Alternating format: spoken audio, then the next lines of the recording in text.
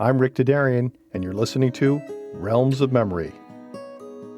The history of Mexican Americans is one of broken and forgotten promises.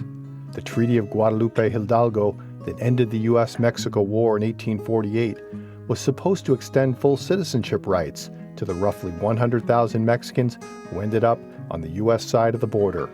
Omar Valerio Jimenez, professor of history at the University of Texas San Antonio, reminds us that this promise was never kept. His research and publications chronicle the struggles of Mexican Americans for full citizenship rights.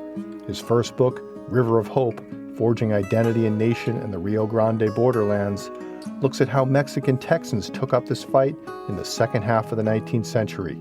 His most recent book, Remembering Conquest, Mexican Americans, Memory and Citizenship, which will be the focus of our conversation today, extends this story to the entire Southwest from the U.S.-Mexico War to the 1970s.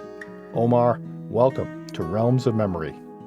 Thank you. Thank you for this opportunity to speak about my book. Just how different are the U.S.-Mexican narratives of the U.S.-Mexico War? Well, I mean, one of the things that I discuss in the book is, in many ways, the U.S. version of the war is going to blame Mexico for the war. Various diplomats who didn't accept, for example, the U.S. offered to pay them for, to purchase land, that belonged to Mexico.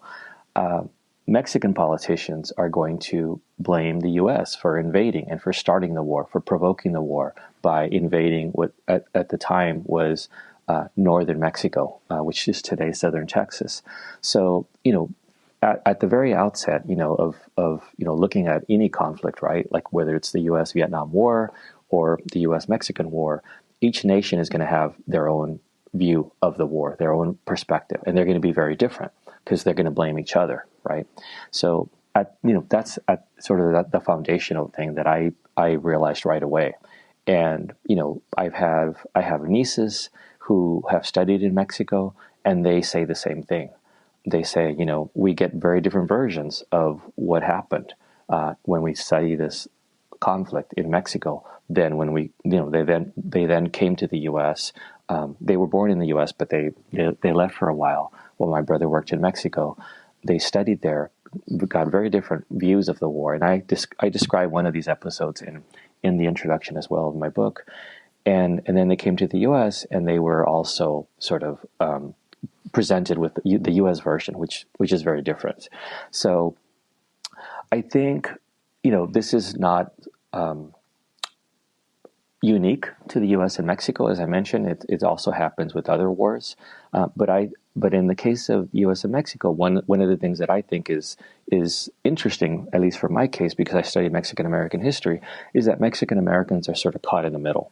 They're the human consequences. They suffer the human consequences of this conflict, just like, say, Vietnamese Americans who ended up fleeing Vietnam. They're part of the human consequences of that conflict. And so clearly Mexican Americans have their own memory of this past, and that's the focus of your book. And to what extent have those memories been incorporated into either the Mexican or U.S. narratives of the war? Sure. So I think they haven't been incorporated very well. So if you look at textbooks from both nations, it was only until recently that they began discussing what effect the war had on Mexican Americans, on the former citizens of Mexico who became U.S. citizens because they lived in the territories that were annexed by the U.S., that were taken over. Territories like the states of Texas, New Mexico, Arizona, and California, for example. So, the U.S. version of the war, for example, emphasizes that the conflict resulted in the acquisition of a vast amount of territory, right? It made the U.S. a continental power. In Mexico, the national memory of the conflict focuses on the nation's loss of territory and the wounded national pride that resulted in its defeat. So the collective memories of the war and its human consequences have really been kept alive mostly by those mostly affected, and those are Mexican Americans. So for Mexican Americans, in many ways, the enduring truth of the war has been that some of them, the scholars and activists who specifically study the war and who make references to the war, think about or describe the long-term human consequences of the war as an unending war. These long-term consequences can be summarized as the second-class citizenship that began in the mid-19th century and continues to reverberate into the present. And, various civil rights groups make reference to this. They say, our second-class citizenship began with our incorporation into the U.S. or the incorporation of our ancestors into the U.S. in the mid-19th century. But there are actually hundreds of memorials. I don't know if they're museums that recount the history of the conflict on each side of the border. I mean, is there any place for the memory of those people who get caught in between? I think there is. But it's very, how would I say this? It's very sparse. I looked at memorials of, and monuments in the U.S., for example. I examined databases that have a list of some of these monuments and plaques that are in historical markers in various places. And very few of them mention the war. And when they do, they mention, just the battles and what happened. But they don't necessarily focus on the consequences, the social, economic, and political losses that Mexican Americans suffered after the war because they stayed. And so they lost property, they lost political power, they lost land, they lost social status and such. So that is oftentimes, it might be mentioned that so many, let's say, they might say 100,000, about approximately 100,000 former Mexican citizens became Mexican Americans because they lived in these states, but they're not going to mention all the different consequences necessarily. I think if you have, say, a community center in, say, California or Texas who has a temporary exhibit, they might have it, on the war, for example. I've been to some of these exhibits, and they are going to explain sort of the Mexican American version of the war, right? But I wouldn't necessarily expect to see it, and I haven't seen it in major museums in the U.S. or Mexico. Mexico does have a museum of foreign interventions in Mexico City, and I haven't visited that museum, but I imagine that they probably mention the war, obviously, but I'm not sure they're going to discuss these individual episodes of what happened to Mexican Americans with their loss of land, their loss of political power, and social status. Okay. So if we're trying to grapple with the fallout of the war for Mexican Americans, just how far-reaching is it? You mentioned a few things already. What's the impact? To what extent does it really affect people? Sure. So I think one of the reasons I decided to divide my book into this analysis of several generations, and it's 5 generations, right, from beginning at the conclusion of the war until the 1970s, is to sort of track sort of generational how each generation, or scholars and activists in each generation, how they thought of the war and how they strategically remembered the war. And by that I mean how they remembered the war to press for certain. In my case, what I discovered was that they strategically remembered the war to press for certain civil rights or to press for certain political ideas of reform that they had. And so what I believe and what I found is that there isn't one sort of view of the war among any generation. So even the first generation of Mexican Americans, who lived from 1850 and from the 1850s to 1880s, for example, they are not going to have a uniform vision of the war. Some of them are still going to have hopes, for example, that they can be socially and politically and economically integrated or accommodated into the U.S., into the new U.S. government and the U.S. society. And some of them are going to very, very quickly learn that that's not the case. So some of them hope for accommodation, some of them attempt accommodation, some of them flee and decide this is not going to work. We're going to flee, we're going to go to Mexico, we're going to cross the new international border and make our lives in Mexico. And then some of them resist militarily, in armed resistance, and I can discuss this later, as well as politically. They try to organize into sort of political parties, or I wouldn't say parties, political factions, perhaps, and try to assert their rights in that way. But it's what I found is, in my book, by tracing these 5 generations, is that the war is central, and specifically the treaty, because the war was the way that the U.S. acquired all this land. Approximately half of Mexico's territory was lost to the U.S. as a result of the war.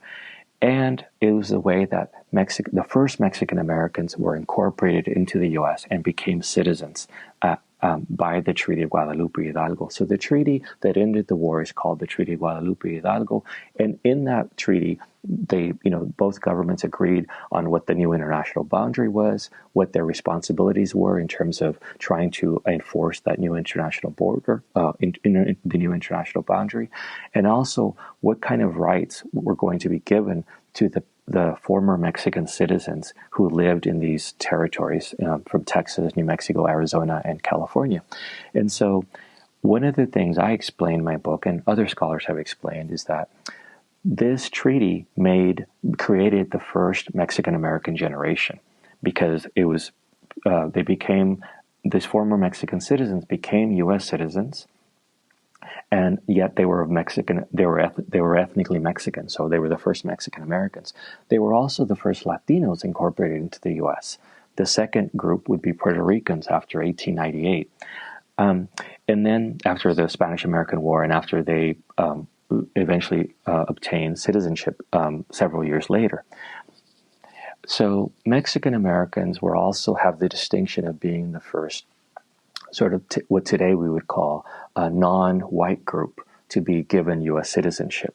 They were given U.S. citizenship before Native Americans, obviously before African Americans, before Asian Americans. And because they were given citizenship, U.S. citizenship in 1848, at the time, the laws on the books, there was a law called the 1790 Naturalization Act, and that law said that the only people who could become citizens, who become naturalized citizens, were whites. And so by law, by the treaty, Mexican Americans were declared legally white. But in reality, depending on where they lived and their social status, their economic status, they were mainly treated as non-whites. But in some cases, in case of elite, wealthy individuals, wealthy Mexican Americans, they might have been accepted more as whites. So anyway, I make this point that, and other scholars have made the point that Mexican Americans were the first sort of what today we would call ethnic minorities who were sort of considered white, at least legally, although socially they were not. So there's this common kind of reference point to the treaty that was supposed to extend citizenship rights, that there's this shared memory of injustice, of loss, but you can't really talk about a Mexican-American memory. It's too diverse of a community that you really need to look at specific times, at specific groups, at specific places to really get at different ways in which those memories are recalled and put into service for present uses. Exactly. And for contemporary uses, because I think not just today, but in the late 19th century, the early 20th century, the mid 20th century, different civil rights groups, Mexican American civil rights groups, or different scholars, different journalists would recall the treaty for different purposes. So yes, and many times the way they recalled it had a lot to do with where they lived. For example, in my book, I discuss how the people who lived, the Mexican Americans who lived in New Mexico, much of their memory of the war and of the treaty was focused on trying to obtain statehood, because New Mexico, unlike Texas and unlike California, did not become a state, in the mid-19th century, shortly after the war. Instead, New Mexico didn't become a state until 1912. So it took years, decades for it to become a state. And so during those decades, during those close to, I think, 6 decades, politicians in New Mexico, scholars, journalists would often, advocate for statehood. And they would advocate for statehood by recalling the treaty, and that the treaty promised that Mexican Americans would be incorporated into the U.S. And they believed that they weren't completely incorporated because they didn't have the rights of a state, and they couldn't elect their own representatives. They couldn't elect senators or representatives to represent them in Washington, D.C. Yeah, that part I thought was fascinating. So you could get this treaty that extends citizenship rights, but if you don't have a state, that might not mean a whole lot. And I think you point out in the case of this area that what becomes New Mexico and Arizona, maybe Colorado, that all the top level positions were appointed positions. Exactly. And even though that seems to be the center of gravity, that most Mexican Americans are living in New Mexico. So on the one hand, they're concentrated there, and they've got a lot of influence locally that doesn't exist in other places. That gives them influence, but at the top levels, they don't have it. Exactly. They don't have. They can't even elect their own governor. Right. It's an appointed position. So they have. They have some power to elect local officials, mayors, and city council people, but they don't have the power to, influence.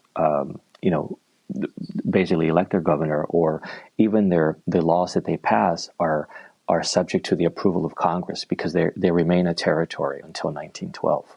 So several generations of Nuevo Mexicanos, or New Mexican Americans who live in New Mexico, suffer from this sort of, in a way, a disenfranchisement. In the sense that they don't have rights as state citizens.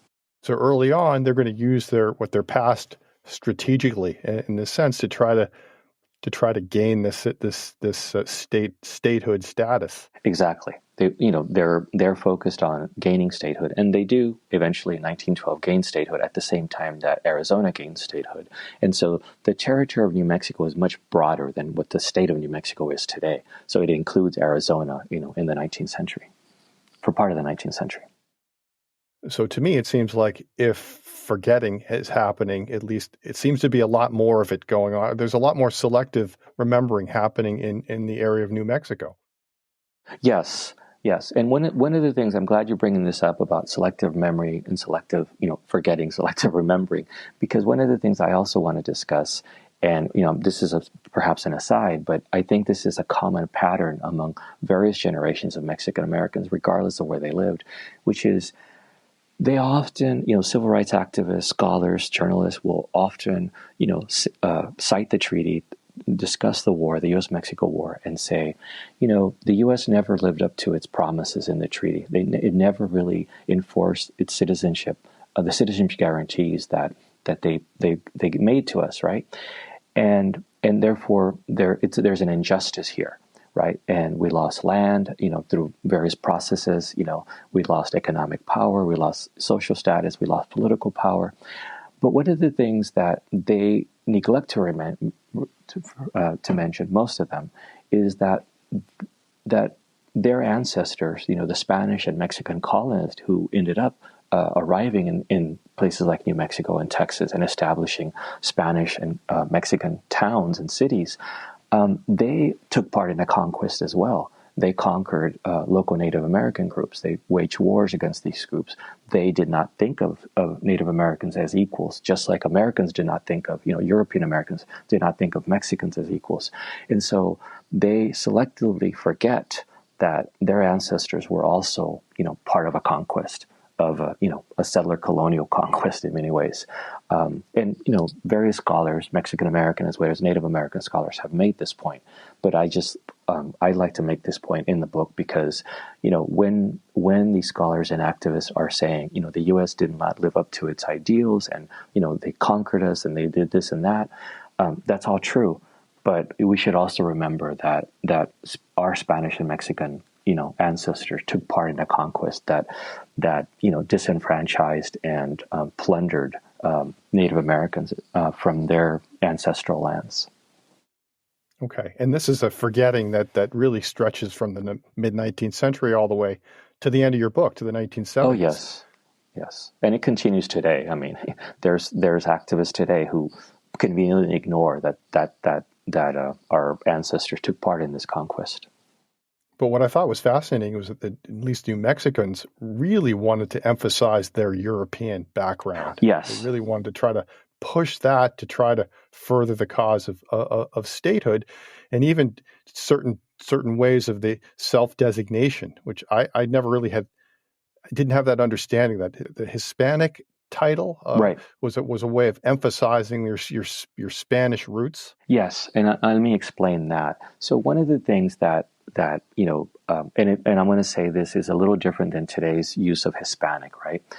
So New Mexicans or Nuevo Mexicanos started using Hispano or Hispano-Americano in the late 19th and early 20th century, partly to try to emphasize their Spanish roots. And the reason they did that more so than people living in Texas or Mexican Americans living in Texas or those living in California is because they were focused on obtaining statehood. And what they wanted to show was that they were white. They wanted to emphasize their whiteness, their Europeanness, because they believed that was part, and they were right to believe that was part of the reason that Congress, various congressional representatives and senators opposed statehood for New Mexico, because other states who had lower populations of European Americans or people who might be considered, or let's just say lower populations of non-indigenous people, had already obtained statehood throughout the 19th century before New Mexico obtained statehood. So they were focused on saying, we're white, we've had a long history of civil government, and we deserve statehood.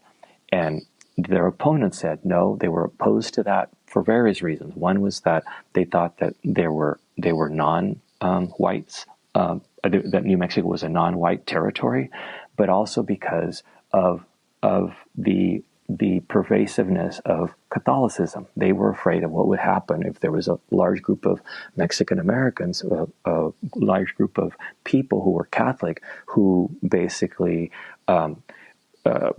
obtained statehood, and because of their numbers, they were the numerical majority, obtained power, more power, electoral power in New Mexico. So there was, these fears. And as I mentioned, the New Mexican residents of Mexican descent, los Nuevo Mexicanos, started this sort of campaign to sort of emphasize their Spanish ancestry. And sort of de-emphasize their indigenous ancestry because they were mestizo. They were, a mixture of both Spanish and indigenous people. So did you have Catholic Americans that were rallying to the cause of statehood for New Mexico? Well, I would say that there were definitely some politicians who believed that New Mexico, some non-Mexican politicians, people, European Americans who lived in other states, not even in the Southwest, who believed that New Mexico deserved statehood, right? Whether they were Catholic or not, I'm not sure, but I imagine some of them were, and they obviously thought this idea that the idea in the mid-19th century, and it was directed against Irish Americans as well, right? Irish immigrants, that they should not be allowed to vote, or we should be careful about their voting patterns or their voting preferences because they were controlled by the Pope, right? Because they were Catholic. It was this sort of anti-Catholic bias, very, very sort of xenophobic in many ways. That was also applied to Mexican Americans. Okay, so if you want to put a spotlight on the failure of the treaty to be implemented, the failure to consider at least in the case of New Mexicans, as being white. Then you want to stress their Europeanness, and so you've got to kind of forget the mixed nature of those populations. So you've got to exclude the mixing that went on between Europeans and indigenous peoples. Right? Exactly. Yes, and they basically didn't emphasize that at all, even though I'm sure they knew. They obviously knew that they were of mixed ancestry. They mainly emphasized their Spanish ancestry. And this occurred throughout the Southwest. So it wasn't just New Mexicans, but New Mexicans, because of this, focus on statehood, it was more apparent there. In the political debates, it was more apparent in newspapers and so forth. But there's other populations in California as well as in, for instance, in San Antonio, who would claim that they're more Hispanic, they're more Spanish. You really get a sense that this standard set by the treaty just completely scrambles people's identities, their allegiances to the past. It really forces them to strain the positions that they take. Oh, exactly. No, exactly. And I think, one of the things that I discovered in doing research for this book is that it would, the treaty, specifically the war, but specifically the treaty, would come up over and over again in different civil rights campaigns for various things, from campaigns against lynchings, to campaigns for to reclaim property, to obtain electoral, reforms. It would come up because of the promises of U.S. citizenship in the treaty. But then at the same time, it's complicating allegiances, right? Because if you're going to emphasize your whiteness, how do you form allegiances with other groups that might be subject to some of the same violence and hostility? Exactly. And so, but what I do want to emphasize here is that you're right. So this sort of claim to whiteness, right, occurs over several generations and in various groups, various civil rights groups of Mexican Americans. For example, LULAC, the League of United Latin American Citizens. They're going to emphasize their whiteness. But it doesn't mean that all members of LULAC are doing this, right? Some of them very explicitly recognize that they're mestizo, that they have indigenous ancestry. But it also means that not all civil rights groups do this. So there are several working class groups that don't necessarily make a claim to whiteness. They do say, why aren't our U.S. citizenship? Why isn't the U.S.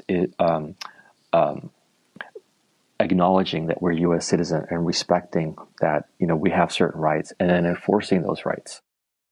So, but if you look at the case of in the case of New Mexico, you have a concentration of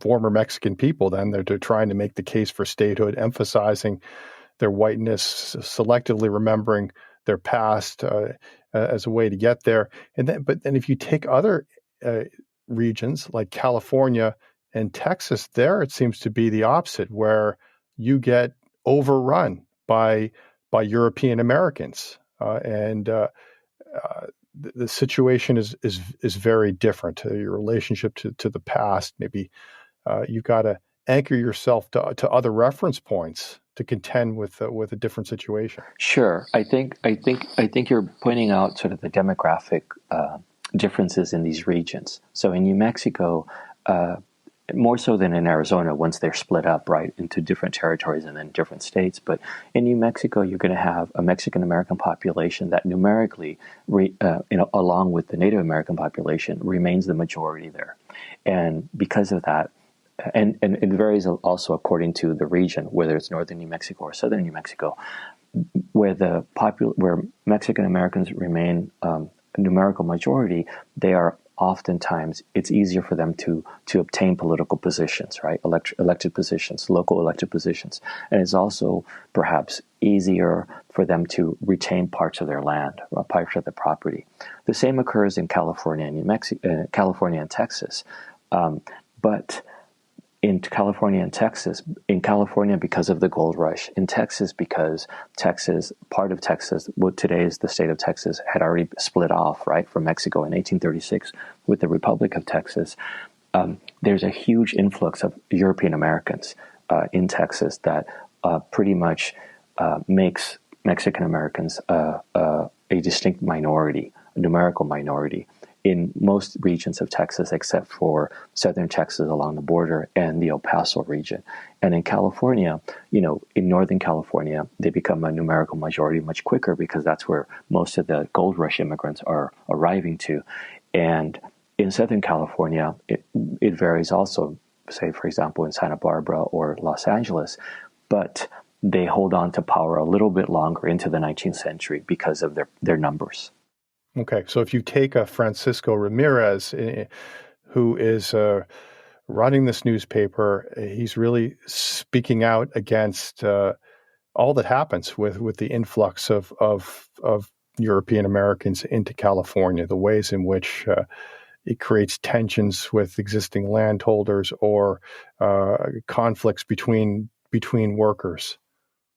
Yes, he is it's a fascinating story, that of Francisco Ramirez. So Francisco Ramirez was the editor and publisher of this newspaper, Spanish language newspaper in Los Angeles called El Clamor Público. And he began publishing this newspaper in 1855 when Ramirez was only 17 years old. And when I discovered this, I just thought it was such an amazing story. Ramirez was fluent in Spanish and French and English, and he had actually been working had experience working at 3 other newspapers since he was 14 years old. So he was this incredibly gifted intellectual, right? And so here when the U.S. takes over California, initially he sort of believes in cooperation between white Americans, citizens, and Mexican Americans, and he actually urges Mexican Americans to learn English, to become familiar with U.S. laws, to vote. And he believes very strongly in the U.S. Constitution, in the promises of the Treaty of Guadalupe Hidalgo. But soon enough, his optimism starts waning, it starts decreasing, because in the 1850s, you start seeing some of the effects, the human consequences of the war, which is that, in Northern California, Mexican Americans as well as Chilean immigrants who ended up arriving for the gold rush start experiencing harassment, intimidation, lynchings as European Americans, as white Americans enter the mines and sort of drive them from the mines. In other places in Southern California and Northern California as well, but in other places, the landed elite, the California elite, Mexican Americans who live in California, who had large amounts of property because they had obtained that property from the Mexican government as sort of reward for their military or political service. They start losing this land, just like they do in New Mexico and Texas, because many of these landowners have to certify their land titles in U.S. courts. And what happens is many times U.S. Trained lawyers, English-speaking lawyers, will demand that these landowners pay them for, certifying their land titles, but not pay them with money, but instead pay them with portions of their land. So even though they might have, X amount of property that they didn't get, title to, they end up losing part of that land to the lawyers as payment for, their legal services. So that happens. And Francisco Ramirez discusses this in the newspaper. He describes this loss, this property loss, and he describes how unfair it is. And he refers to the treaty repeatedly and says, we were promised that our property rights would be respected, and this isn't happening, right? This long process of confirming the land titles means that many times landowners are broke by the time they actually get their land titles confirmed. But he also addresses the persecution of working class Latinos, and in particular the lynching that goes on. And he coins a term that I was surprised, about the term. I was surprised about the whole sort of phenomenon of lynching that happened that early on when I learned about it. So during the gold rush and in subsequent years, Mexican Americans are subject to lynching, and so for all sorts of reasons, their vigilantes are trying to drive them from the mines, they're trying to drive them from their property. And so Ramirez comes up with this term in Spanish that he creates called lynchocracia, which basically it's translated as lynchocracy, and it's a term that sort of combines lynching and democracy, and to describe what he believes is a democracy based on lynching. And obviously this is from a Mexican American perspective, right? And so he criticizes, the failure of state and local as well as federal governments to enforce the treaty. And so in the end, his editorials often, describe the Treaty of Guadalupe Hidalgo.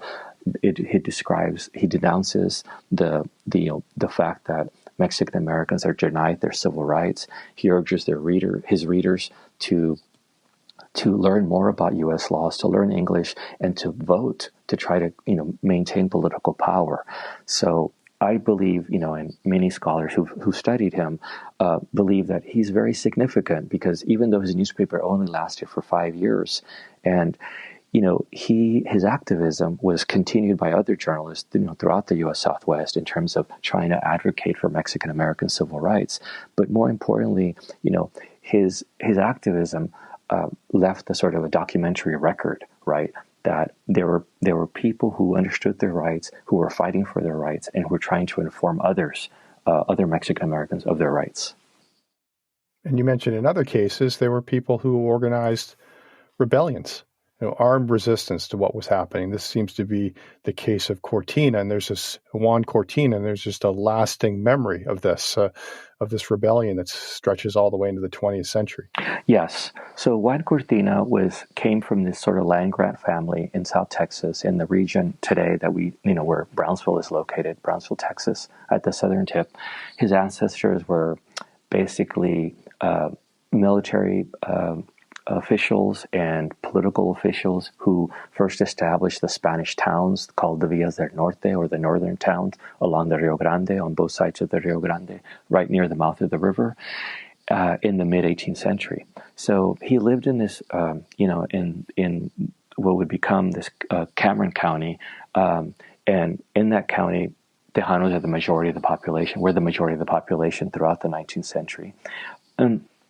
And his family in the 1850s seemed to be starting to be integrated into local society under U.S. rule. He had several brothers. One of them was a merchant, had been elected to various offices.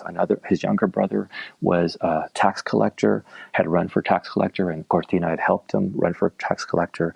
Juan Cortina had helped other European American politicians run for office by sort of advocating among Tejanos to vote for these politicians. So, everything seemed to be indicating that, he was being integrated, or his family was being integrated into this sort of new U.S. society, right, under U.S. rule. And yet, under this sort of like I would say a veneer of accommodation, there was some tension, because the Cortina family, his mother in particular, had lost a lot of land to lawyers who asked for payment in land to confirm their land titles in U.S. courts.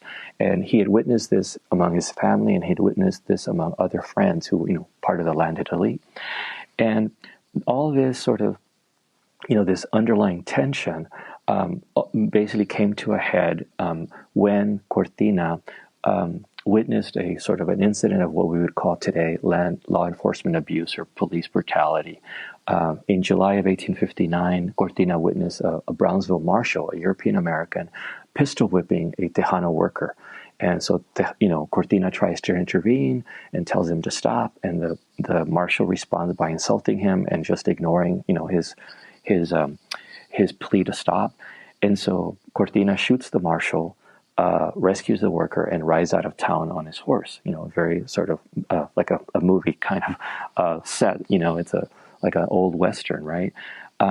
And several months later, Cortina leads a group of Tejanos and Mexican nationals who were celebrating Mexican independence in Matamoros over the border, and they take over Brownsville. They take over the city of Brownsville, which is, a U.S. city, a Texas city, and they release prisoners from the jails, and they also shoot several European Americans who had been accused of killing or abusing Tejanos but had not been punished. And this was the beginning of a 6-month rebellion that the Cortinistas, or those who follow Cortina, lead. And during this 6-month rebellion, they issue a set of proclamations, several proclamations or statements explaining why they're rebelling. And in these proclamations, they're very important to me and to my research and to other researchers, other historians, because they have a list of all the abuses that Tejanos are suffering, from increased criminalization of some of their activities, like, the fact that local cities pass laws curtailing, fandangos or certain dances, curtailing certain Mexican cultural practices like cockfighting and such. The fact that Mexican or Tejanos are penalized more with jail time than European Americans for the same crime. Many of the crimes at the time were involving cattle, stealing cattle.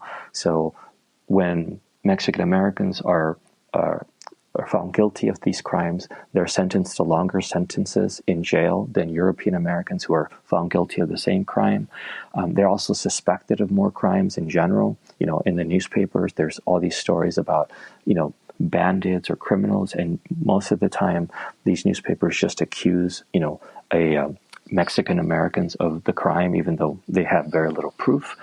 And so, in the proclamations, the Cortinistas remind their readers that the Treaty of Guadalupe Hidalgo guaranteed that they would have U.S. citizenship and those rights, and they describe that these rights never were enforced, and they describe the Tejanos community's disappointment. And so the story of Cortina is covered not only in their proclamations, right, of the rebellion. Not only in the proclamations explain them, but local newspapers, Spanish and English language newspapers on both sides of the border describe the Cortina rebellion, as well as there's congressional hearings, because what ends up happening is the Texas Rangers are called in, as well as the U.S. Army, to suppress the rebellion, and they do so after 6 months. But the story, the rebellion and the demands that the Cortinistas made are going to live on for future generations, because they're published in these proclamations, and these proclamations are then archived in U.S. Archives, as well as republished in the congressional hearings, as well as in newspapers. And so these the demands they made, and the fact that it was only 11 years after the end of the war, it was from 1848 is when the war ended, in 1859 is when this rebellion occurred, they were already describing that Tejanos are disappointed in the lack of enforcement of the Treaty of Guadalupe Hidalgo. And this was a specific case, it's a specifically unique case, because it was an armed rebellion, and there weren't as many armed rebellions, throughout the U.S. Southwest. There were some in New Mexico and there were some in California, but I don't think there was as many that lasted as long as the one that Cortina led. And my sense is that the memories surrounding Cortina are very much contested, right? And there's a positive memory that's kept alive within the Mexican American community. And if you fast forward to the second generation, 30 years on, that they're trying to early on, they're trying to challenge the way he's been cast in a negative light. Yes, exactly. And this happens in various generations, but his descendants, as well as other Tejanos, believe that in many ways they see him as someone who stood up for their rights, right? Whereas English language newspapers in Texas and elsewhere describe him as a bandit, merely as a bandit. He eventually ends up leaving, Texas, and ends up in Mexico and becomes a military leader there. And he also becomes involved in U.S. politics or U.S. military confrontations during the U.S. Civil War as well. But that's another story. But he is seen in a very negative light by English language readers and English language journalists for most of the 19th century. And it's not until the 20th century that some of his descendants actually write essays and books that seek to reclaim his sort of version of history and place him in a more positive light. So one of the points that you make throughout your book is that memory is flowing in both directions across the world. You have memories within the Mexican American community. You've got immigrants that bring memories with them. You have newspapers on the U.S. side of the border that may transmit memories to the Mexican side, and newspapers on the Mexican side that transmit memories to the American side. Is that they're flowing in different directions. And once you start to be removed in time from the actual event of the U.S.-Mexican War, you need these memory flows to keep the memory alive. And I think you talk about this with the second generation. You have an effort to kind of borrow from sources in Mexico to remind people of what happened during the war. Yes, exactly. One of the things I point out is obviously the first generation lived through the war, so their memories are going to be personal memories. But the second generation, right, those who are active and come of age in the 1880s and beyond, and then the third generation and so forth, they're not going to have experienced the war directly, right? But they're going to learn about the war, learn about its consequences, learn about the treaty from their family, and they're also going to learn newspapers and from immigrants who come from Mexico and so forth. So I describe an incident in Southern California where this newspaper in Santa Barbara is republishing stories that they obtain from Mexican newspapers.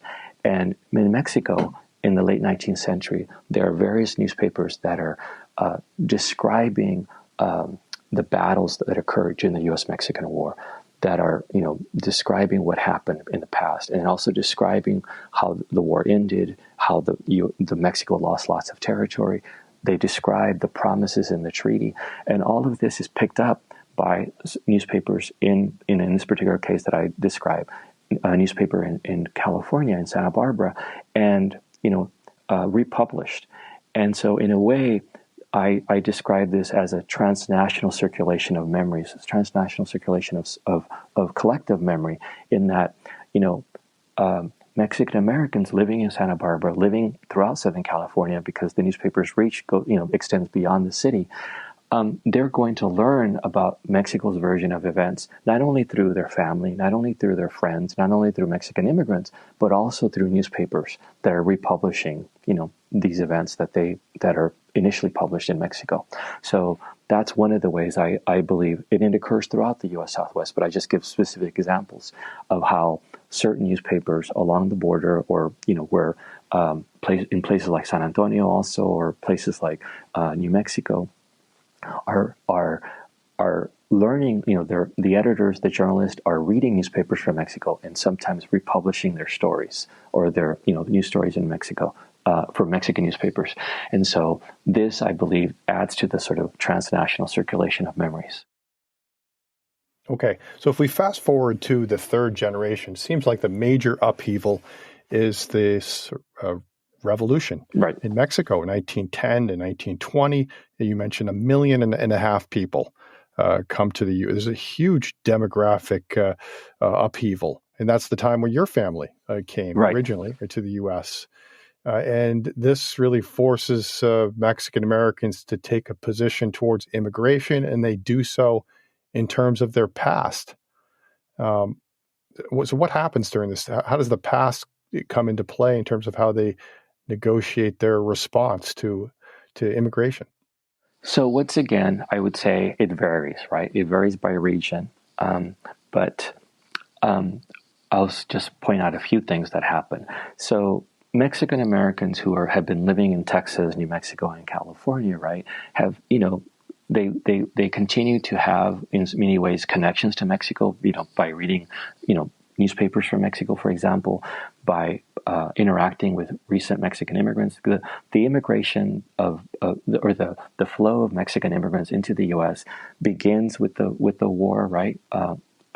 In the immediate aftermath of the war in the 1850s and 60s, people are still coming over, but it accelerates during the last part of the 19th century when there's a dictator in Mexico named Porfirio Diaz, who has policies that basically create lots of landlessness. He favors wealthy landowners. He favors foreign investment. So there's workers who are replaced or displaced from their jobs, I should say. And many times they eventually migrate to other cities in Mexico, but eventually end up migrating to the U.S.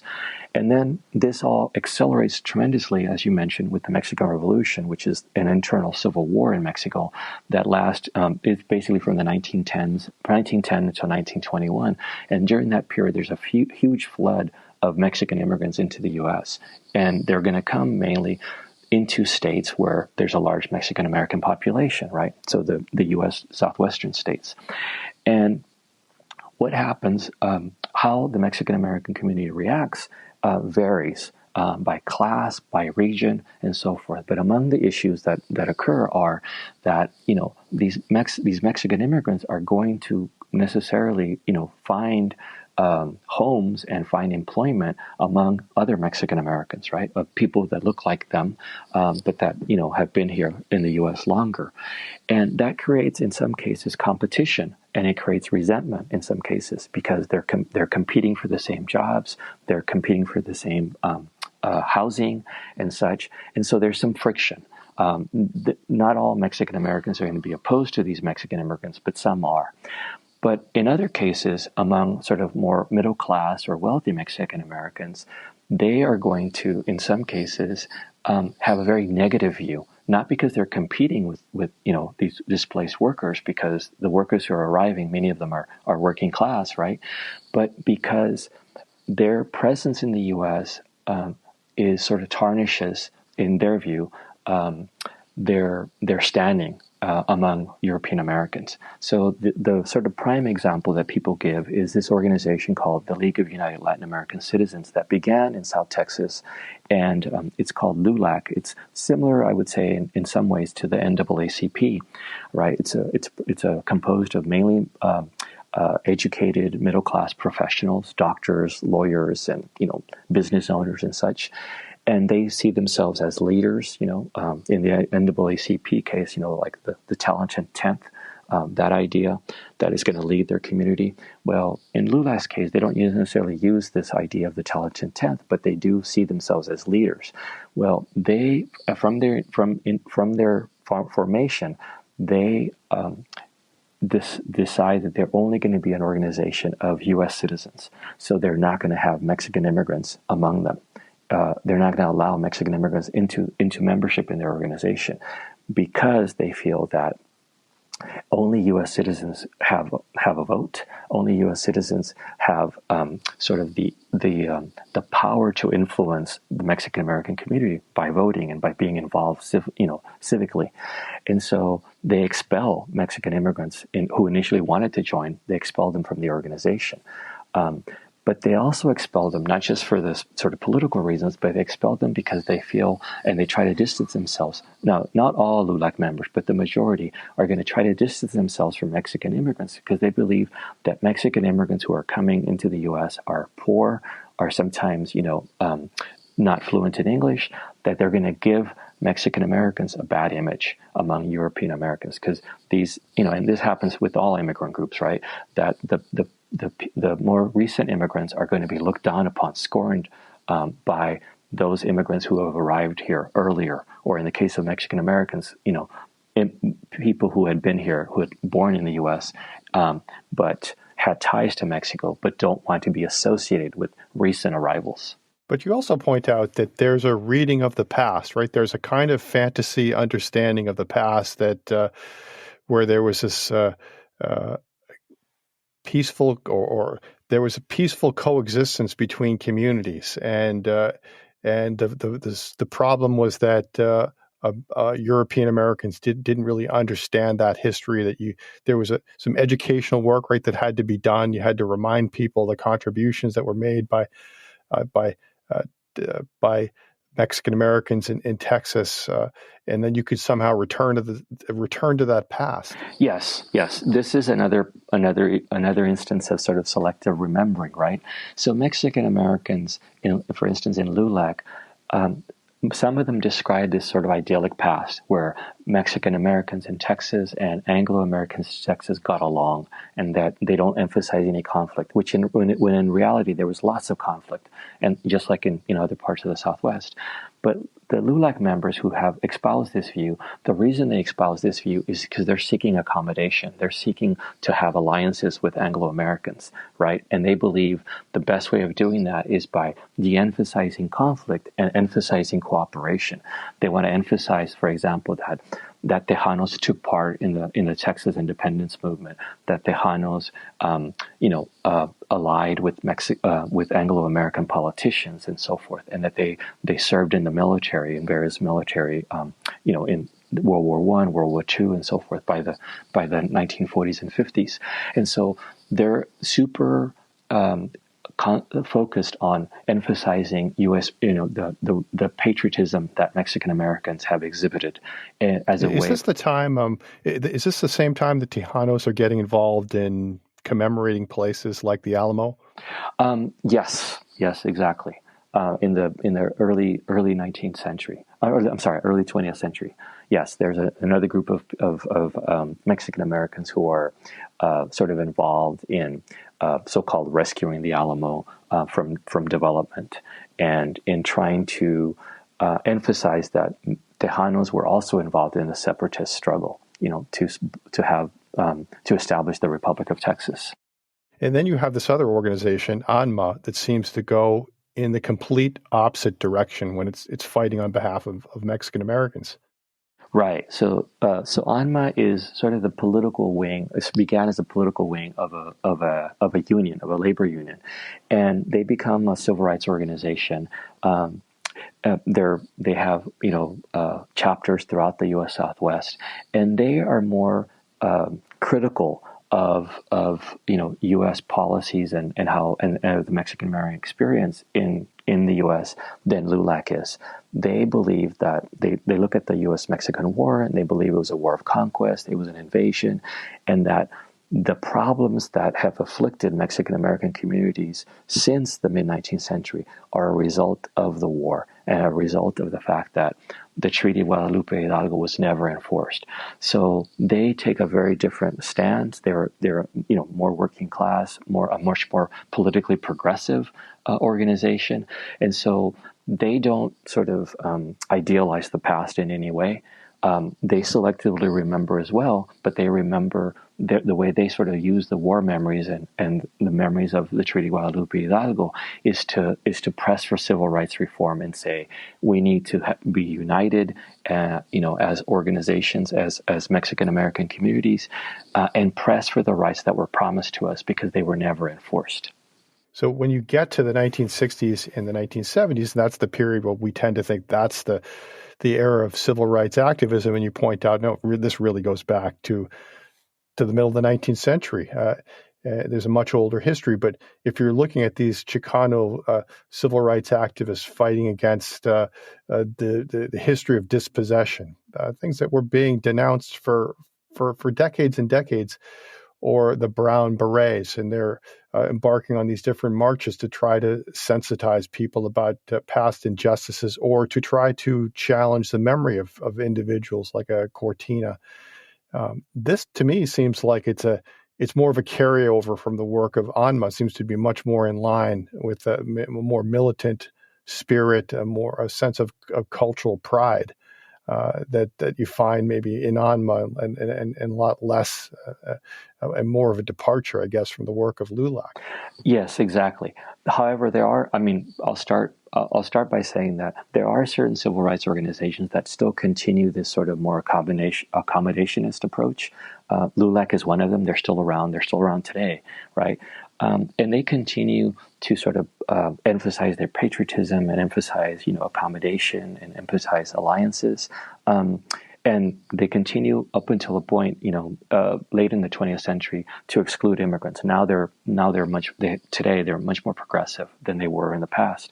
But ANMA does have this sort of more militant and more critical view of Mexican American experience and their rights and the way that Mexican Americans have been allowed to exercise their civil rights. And I would say, yes, that organizations that came out of the 70s, like the various student organizations in universities and in high schools, as well as the Brown Berets, who modeled themselves after the Black Panthers, are definitely sort of continuing in the tradition, sort of the militant and oppositional tradition of ANMA and other working class organizations like mutual aid societies and such, who had a much more critical view of the Mexican American experience in the U.S. And one of the things that I found sort of fascinating about the Brown Berets, for example, is that they specifically challenge not just the sort of the history of of the U.S.-Mexico War and how it's presented, and many of them are Mexican Americans, some of them are Mexican immigrants. They're influenced by this collective memory of the war that has been passed on through over generations through family, friends, from other Mexican immigrants, from newspapers, from books and such. But one of the things they do is they stage a march. Initially, they stage a march from Southern California to Northern California to Sacramento. And then when that march is successful, they end up going, extending the march throughout the U.S. Southwest. And their march is called La Marcha de la Reconquista, or the March of the Reconquest. And they're not referring to a physical or actual reconquest of the lands that used to belong to Mexico, but instead they're referring to this idea of reconquering the memory and reconquering the ideas of that they were promised civil rights by the treaty, and that those were never those rights were never enforced.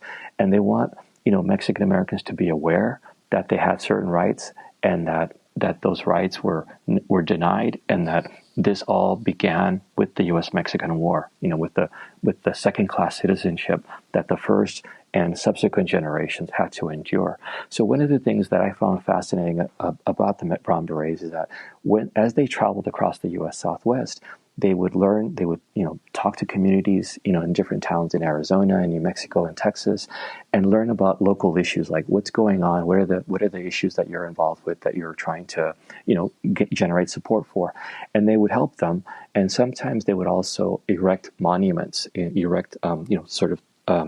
monuments to certain Mexican American heroes, where it was Joaquin Murrieta, who was a so-called social bandit in California. They erected a monument to him in Arizona at a public park that the local Mexican American community wanted to rename after Joaquin Murrieta. They would also carry the Mexican flag as they marched through different towns, and then they would erect monuments in Texas to Juan Cortina, because like the Brown Berets, Cortina had been very interested in the criminalization and of Mexican Americans, as well as the police abuse of Mexican Americans. The Brown Berets were similarly concerned with this, and so I found it fascinating because that they erected these monuments, and the monuments didn't last. The local authorities would destroy them afterwards and remove them. But what I thought was fascinating was that the Brown Berets were challenging sort of the public history that was being presented, and the absence of Mexican American heroes in these public commemorations, in these public monuments. So they were sort of bringing their own history and saying, we need a monument to Juan Cortina, we need a monument to Joaquin Murrieta, and we need to remember that this land used to belong to Mexico. Again, they're contesting histories that, as late as the 1970s, they're still not being taught in schools, right? They're still not in the textbooks. Exactly, yes. And many of them, the Brown Berets, as well as other Chicano movement activists, they describe in their memoirs or in letters that they didn't find out many times about what happened during the war until they were in college, or until they were in high school, and a certain teacher explained, like, "Oh, California used to belong to Mexico," and then the student would then go ask their parents, "Is this true?" And the parents would say yes, and there would be another sort of transmission of collective memories of the war, but as a result of something they learned in school, because it wasn't taught necessarily, in elementary or middle school. So if you turn to the political present, and with the lead up to the presidential elections at the border, issues of the border could not be more front and center. And what's your personal opinion on this? The ways in which the border gets politicized, does this really hinge on just a forgetting of this history that you tell? Yes. my simple answer is yes, it does hinge on that. I mean, one of the things that we've seen in, politicians and sort of some media accounts of what's going on is that the conservative media, conservative politicians describe this invasion, right, of Latinos, of this invasion of our southern border. And I should first point out that many times when politicians or journalists refer to the border, the U.S.-Mexico border, they just say the border. And you could ask yourself, well, are they talking about the U.S.-Canadian border or the U.S.-Mexico border? But everyone sort of knows that they're talking about the U.S.-Mexico border. But it's sort of weird that they just use this term, the border, and everyone knows what border they're talking about.